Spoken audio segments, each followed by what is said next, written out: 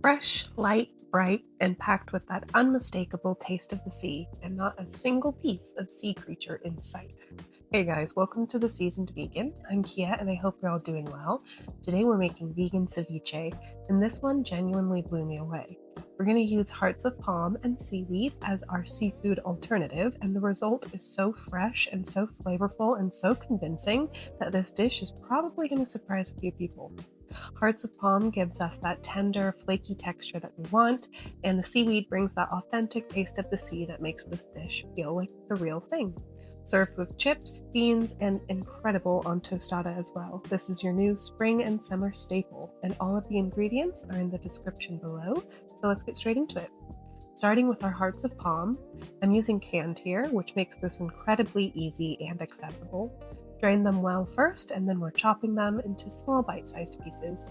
You want a size that's satisfying to eat, but small enough to get a little bit of everything in each bite. Now let me talk about why hearts of palm is such an incredible seafood replacement in ceviche specifically. The texture is naturally tender and slightly fibrous, and it has this pull and chew that you would associate with seafood without being rubbery or tough.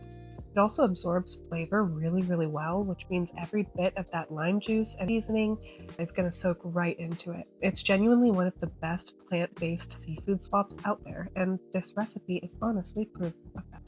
Now for the seaweed, and this ingredient for me is a non-negotiable. This is what gives the dish that genuine taste of the sea that makes vegan ceviche actually feel like ceviche. You can also use dulse flakes as another great sea green option if you can't find seaweed sheets. Now I'm chopping this as finely as possible so it incorporates smoothly into my hearts of palm. Now we're just going to mix them both together in a large bowl, and I want to mix them really well before anything else goes in. So yeah, we want that seaweed evenly coating the hearts of palm so that the ocean flavor is consistent throughout the whole dish. That's why I like to do it first. Just go ahead and set this aside, and that's the base of the ceviche already done. Now we're going to move on to fresh lime juice, and I cannot stress enough how important fresh is here. I used about 8 limes to get 1 1/4 cups of juice, and every single one was worth it. Bottled lime juice can also work, but in my opinion, fresh is always best. Now we're going to quarter a red onion, and we're going to finely chop that. We're also going to finely chop 1 cucumber, and the smaller the chop, the better here, both for the final flavor and for the look of the ceviche. We want everything uniform and balanced, so every spoonful is delicious. Okay, on to our tomatoes. I'm using Roma tomatoes here, and I used 2 of them, finely chopped as well, about a cup of them.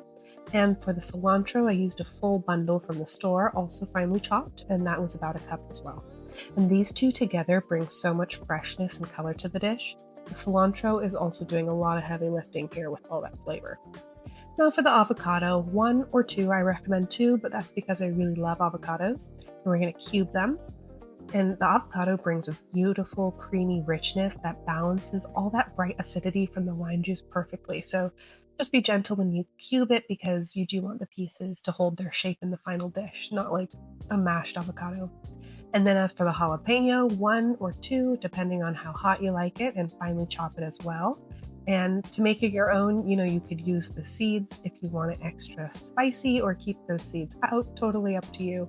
This is where you adjust to your preference. I like seeds and I like spicy, so.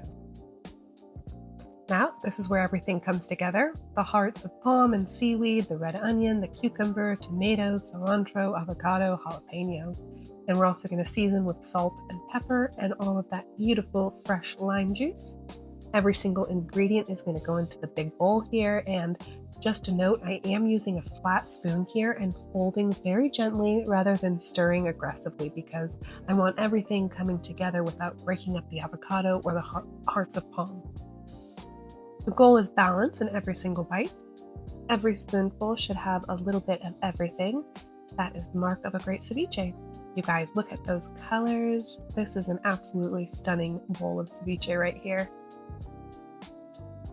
Okay, so now our last step is optional but highly recommended.